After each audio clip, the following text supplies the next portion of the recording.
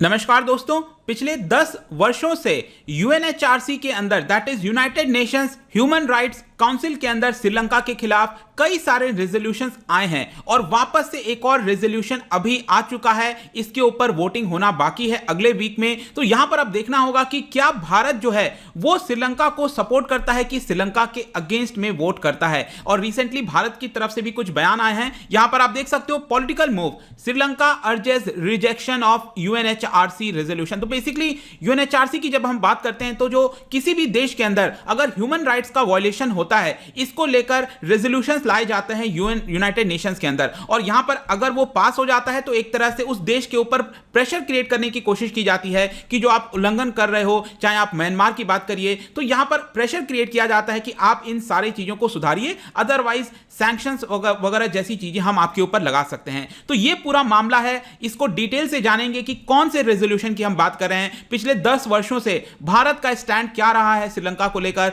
हर एक चीज को बारे में समझने की कोशिश करेंगे। चलिए आगे बढ़ते हैं। मैं हूं अंकित अग्रवाल और अपडेट के लिए आप मुझे फॉलो कर सकते हैं इंस्टाग्राम, फेसबुक और ट्विटर पर। मेरे लेक्चर की हर पीडीएफ आपको फेसबुक पर तो मिलेगी, प्लस साथ में आप मेरा टेलीग्राम चैनल ज्वाइन कर सकते हैं by searching Ankit Agrawal official. और अगर आप यूपीएससी की तैयारी कर रहे हैं तो आपके लिए सुनहरा मौका है, स्टडी IQ लैब के लिए स्मार्ट कोर्सेज, जिसके थ्रू आप अपनी प्रिपरेशन और भी ज्यादा अच्छे तरीके से कर सकते हैं। तो यहां पर सबसे पहले थोड़ा सा हम बैकग्राउंड देख लेते हैं ताकि आपको चीजें और क्लियर हो जाएं। आपको पता होगा श्रीलंका में बहुत लंबे समय तक सिविल वॉर चला था। तो बेसिकली वहां पर जो माइनॉरिटी है, तमिल स्पीकिंग जो पीपल हैं, इनको यहां पर इनके द्वारा बहुत बड़ा एक गृह युद्ध छेड़ा गया था, that is liberation tigers of Tamil Eelam. और इस मुद्दे को लेकर आपको पता ही होगा कि जो हमारे पूर्व प्रधानमंत्री हैं राजीव गांधी जी, उनकी भी हत्या कर दी जाती है इस पूरे मुद्दे को लेकर। लेकिन फाइनली ये जो गृह युद्ध है, सिविल वॉर है, 2008-9 के बाद यहां पर थम गया। लेकिन उसके बाद क्या हुआ कि श्रीलंका के ऊपर बहुत सारे आरोप लगाए गए, उसकी सरकार के ऊपर, मिलिट्री के ऊपर, कि उन्होंने माइनॉरिटीज को,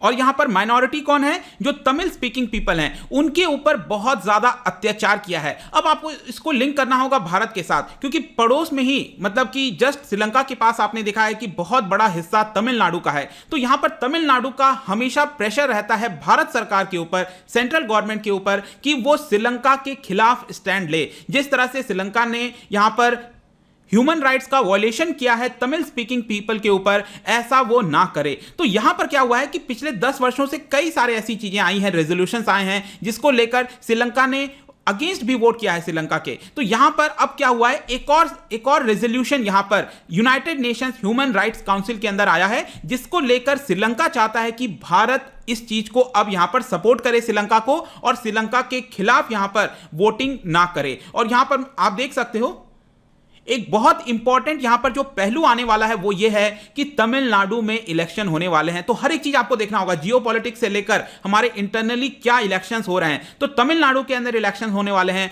और जैसा मैंने बताया कि तमिलनाडु पीपल लोगों का हमेशा ये होता है कि वो श्रीलंका के खिलाफ वोट करे। लेकिन श्रीलंका क्या चाहता है, श्रीलंका चाहता है कि भारत उसके पक्ष में वोट करे, क्योंकि आपको पता है कि अब भारत सरकार डायलेमा में आ जाएगी, क्योंकि यहां पर भारत सरकार को एक तरफ इलेक्शन भी देखना है तमिलनाडु का, दूसरी तरफ उसको दिखता है कि यहां पर जो चाइना है वो कहीं श्रीलंका का पूरा एक तरह से अपने पक्ष में ना कर ले। हम इस सारी चीजों को देखते हुए यहां पर भारत सरकार के लिए आप कह सकते हो एक बहुत बड़ा यहां पर डायलेमा हो जाएगा कि वो क्या स्टैंड ले। और यहां पर अब हम सबसे पहले समझते हैं कि ये रेजोल्यूशन आया कैसे। देखो, ये रेजोल्यूशन आने के पहले एक रिपोर्ट सौंपी गई थी यूनाइटेड नेशंस ह्यूमन राइट्स के अंदर, ठीक है। तो यहां पर ये जो रिपोर्ट है उसका ड्राफ्ट रेजोल्यूशन आप देख सकते हो कि यहां पर ये सौंपा गया था office of the high commissioner for human rights, इनके द्वारा कब सौंपा गया, ये सौंपा गया था जनवरी 27 को। और इसके अंदर, इस रिपोर्ट के अंदर, इस पूरे रिपोर्ट के अंदर श्रीलंका का फेलियर दिखाया गया कि किस तरह से उसने ह्यूमन राइट्स का वायलेशन किया है, वॉर क्राइम्स कमिट किए हैं, जिसकी वजह से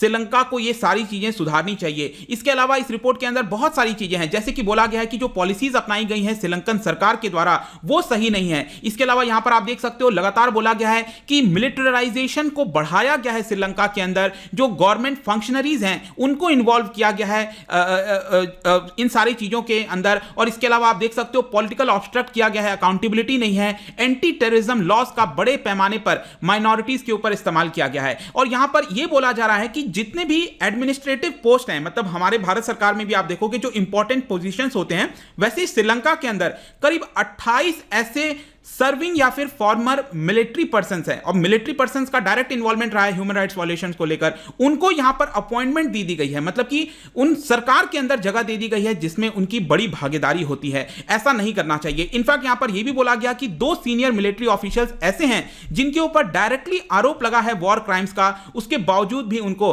सरकार के अंदर शामिल किया गया है, जो कि ठीक नहीं है। इसके अलावा इस रिपोर्ट के अंदर यह भी बताया गया कि यहां पर पैरेलल मिलिट्री टास्क फोर्स बनाने की कोशिश की गई है, जिसकी वजह से जो चेक्स एंड बैलेंसेस होने चाहिए थे किसी भी डेमोक्रेटिक कंट्री में, ऐसा श्रीलंका के अंदर देखने को नहीं मिल रहा है। साथ में जुडिशरी को लेकर भी क्वेश्चन उठाया गया कि इंडिपेंडेंस होनी चाहिए जुडिशरी की, ऐसा श्रीलंका के अंदर इस समय देखने को नहीं मिल रहा है। जो इंडिपेंडेंट मीडिया होनी चाहिए, सिविल सोसाइटी के लिए जो जगह होनी चाहिए, ह्यूमन राइट्स के ऑर्गेनाइजेशंस के लिए जो स्पेस होना चाहिए, ये सारी चीजों को एक तरह से श्रीलंका ने नकार दिया है। मतलब जो रिपोर्ट सौंपी गई है जनवरी 27 को, इसके अंदर ये सारे आरोप लगाए गए हैं। अब देखो, इसी रिपोर्ट को लेकर एक ड्राफ्ट बनाया गया है, और इसी ड्राफ्ट को लेकर ये जो ड्राफ्ट रेजोल्यूशन है बेसिकली आपका, जो इस रिपोर्ट के बेसिस पर बनाई गई है, इसको लेकर वोटिंग होनी है। आई होप कि आपको समझ में आ गया होगा कि ये रेजोल्यूशन है क्या, किस बेसिस पर बनाई गई है। तो इस रेजोल्यूशन के अंदर क्या बोला गया है, जो ड्राफ्ट बनाया गया है उस रिपोर्ट को लेकर, तो यहां पर इसके अंदर बोला गया है कि जो ह्यूमन राइट्स काउंसिल है वो यहां पर लगातार निगरानी करे श्रीलंका के अंदर कि वो क्या चीजों को सुधार रहा है कि नहीं सुधार रहा है। फ्यूचर में यहां पर श्रीलंका क्या कदम लेगा, इसको लेकर श्रीलंका अच्छे से बताए। जुडिशियल प्रोसीडिंग्स क्या होंगी, मतलब कि जो अभी तक वॉर क्राइम्स क्रिएट किए गए हैं, जो लोग रिस्पॉन्सिबल हैं, उनको कैसे सजा सुनाई जाएगी, ऐसा इंश्योर करना चाहिए श्रीलंका को इस ड्राफ्ट रेजोल्यूशन में। और इस ड्राफ्ट का नाम बोला गया है जीरो ड्राफ्ट। अब ध्यान रखना, ये अभी पहला ड्राफ्ट आया है। ये ड्राफ्ट आया था 19 फरवरी को, 27 जनवरी को मैंने आपको बता दिया ये रिपोर्ट आई थी, और इस रिपोर्ट के बेसिस पर यह ड्राफ्ट बनाया गया, और ये 19 फरवरी को सौंपा गया है जीरो ड्राफ्ट। और इस ड्राफ्ट के अंदर जैसा मैंने आपको बता दिया कि ये सारी चीजों के लिए कहा गया है कि श्रीलंका इस चीज को इंप्लीमेंट करे। इसके अलावा मैं आपको एक और चीज बता दूं, आपने देखा होगा 2015 में श्रीलंका के अंदर विक्रमसिंघे की सरकार आई थी। तो उस समय बेसिकली क्या हुआ था कि जब विक्रमसिंघे की सरकार आई, उस समय जो प्रेसिडेंट थे उस समय, तो उन्होंने यहां पर जो रेजोल्यूशन था उसको कहा कि हम इसको अपनाएंगे। अब समझना, श्रीलंका के अंदर हमेशा से जो भी रेजोल्यूशन आता था उसको रिजेक्ट कर दिया जाता था, लेकिन जब नई सरकार 2015 में आई थी उसको एक तरह से कहा गया हम अपनाएंगे, और इस रेजोल्यूशन का नाम था 30/1। अब इसके अंदर यह कहा गया था कि जो भी वॉर क्राइम्स कमिट किया है उस पर्सन को सही से यहां पर जुडिशियल प्रोसीडिंग्स के थ्रू यहां पर उसको सजा सुनाई जाएगी। लेकिन अब क्या होता है कि 2019 में यहां पर आ जाते हैं राजपक्षा ब्रदर्स, ठीक है, गोतबाया राजपक्षा, आपने सुना होगा वो प्रेसिडेंट है। जो राजपक्षा की सरकार आ जाती है, उन्होंने क्या किया, इस रेजोल्यूशन से विड्रॉ कर लिया 2019 में, 2020 में, 19 में इससे विड्रॉ कर लिया और कहा कि हम इस रेजोल्यूशन को नहीं अपनाते हैं। वो पिछली सरकार ने किया था। तो ये जो आपका अभी ड्राफ्ट आया है रेजोल्यूशन, उसके अंदर ये भी बोला गया है कि ये जो पिछला वाले रेजोल्यूशन है जितने भी, जैसे कि ये वाला रेजोल्यूशन हो गया, इसके अलावा पहले के 2 और रेजोल्यूशन है 34/1, 40/1, इन सबको भी श्रीलंका को यहां पर इंप्लीमेंट करना पड़ेगा, ऐसा बोला गया है। और ये सारी चीजों के ऊपर अगले मार्च तक अपडेट देना पड़ेगा और इसका मैकेनिज्म बनाना चाहिए, और अगले साल 2022 सितंबर आते आते यहां पर एक फुल रिपोर्ट तैयार करनी चाहिए कि श्रीलंका ने इसको लेकर क्या कदम उठाए हैं। तो ये रेजोल्यूशन है, लेकिन श्रीलंकन गवर्नमेंट का क्या यहां पर तर्क है, तो जैसा मैंने बताया जो राजपक्षा की सरकार आ गई है वो इसके लिए तैयार नहीं है। जब 2019 में वापस से चुनाव हुआ था तो ये लोग जीत गए थे, और इनके इलेक्शंस में ही बोला गया था कि हम अपने मिलिट्री ऑफिसर्स को यहां पर ट्रायल पर नहीं रखेंगे। इनफैक्ट लास्ट ईयर आप देख सकते हो कि श्रीलंका, मैंने आपको पहले बता दिया कि ये वाला जो रेजोल्यूशन था 30/1, इससे विड्रॉ कर गए थे। और यहां पर जो फॉरेन मिनिस्टर हैं श्रीलंका के, उन्होंने एड्रेस किया था, अभी बोला था ट्यूसडे को, और ये कहा कि ये जो रेजोल्यूशंस हैं ये पूरी तरह से गलत हैं।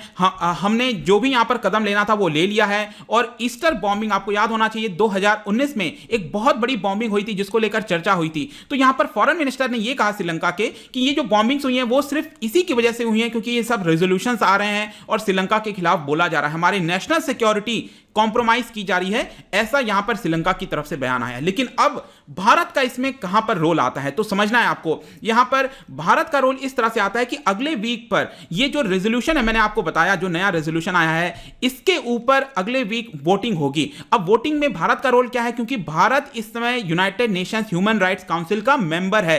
टोटल 47 मेंबर्स होते हैं, 3 साल के लिए चुने जाते हैं। आप देख सकते हो कि भारत यहां पर 2019, 20, 21 मतलब ये आखिरी साल चल रहा है भारत का, और यहां पर आप देख पाओगे कि भारत भी इसका मेंबर है, इसके अलावा पाकिस्तान हो गया, मतलब अलग अलग रीजन से ये लोग चुने जाते हैं। टोटल 47 मेंबर्स होते हैं यूएनएचआरसी के अंदर। तो यहां पर जो श्रीलंका है वो भारत का सपोर्ट मांग रहा है कि उसके पक्ष में वोट करे, उसके खिलाफ वोट ना करे। अब भारत के लिए जैसा मैंने बताया कि बहुत बड़ी मुश्किल हो गई है, क्योंकि अगर आप पहले देखोगे 2012 में जो रेजोल्यूशन आया था तो भारत ने खिलाफ वोट किया था। क्यों किया था आपको याद होना चाहिए, डीएमके उस समय सरकार में थी तमिलनाडु के अंदर और यूपीए की पार्टनर थी डीएमके, तो यहां पर डीएमके अपना सपोर्ट हटा लेती यूपीए से। इन सभी चीजों को देखते हुए अब भारत ने क्या किया, खिलाफ वोट कर दिया।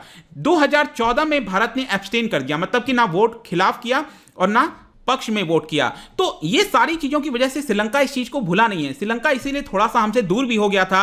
लेकिन 2015 में मैंने आपको बताया था विक्रमसिंघे की सरकार आई और उन्होंने इस रेजोल्यूशन को अपना लिया, तो हमारे लिए रिलीफ हो गया कि चलो जब श्रीलंका खुद ही इस चीज को अपना रहा है तो हमें खिलाफ और ये करने की वोट नहीं करने की जरूरत है। लेकिन अब वापस से क्या हुआ है, नई सरकार आ गई है राजपक्षा ब्रदर्स की, इसकी वजह से वापस से भारत के लिए प्रॉब्लम हो गया है कि वो क्या करें, क्योंकि एक तरफ तमिलनाडु में इलेक्शन है लेकिन इंटरनेशनल और जियो पॉलिटिक्स में आपको समझना है यहां पर ह्यूमन राइट्स बोलने की बातें होती हैं। कितना भी हम इसकी बात कर ले, अल्टीमेटली हर एक देश अपने इंटरेस्ट को देखता है। भारत को दिखेगा कि कहीं श्रीलंका को पूरी तरह से चाइना अपनी तरफ करीब ना कर ले, फिर यहां पर दूसरी प्रॉब्लम खड़ी हो जाएगी। तो अल्टीमेटली इंटरनेशनल रिलेशंस में सिर्फ और सिर्फ जो उस देश का इंटरेस्ट है वही दिखता है। यह साफ तौर पर आज के डेट में, आज के विश्व के जमाने में आप कह सकते हो क्लियरली। अब लेट्स सी कि क्या होता है इसको लेकर, क्या भारत सरकार पक्ष में वोट करता है कि नहीं। लेकिन मैं आपको बता दूं कहीं ना कहीं इंडिकेशन दिख रहा है। अगर आप देखोगे भारत की तरफ से बयान आया है, भारत ने डेफिनेटली श्रीलंका को बोला है कि आप 13th अमेंडमेंट को अपनाइए। 13th अमेंडमेंट ये है बेसिकली जो माइनॉरिटी है, तमिल माइनॉरिटी है, उनके प्रोटेक्शन के लिए ये आपका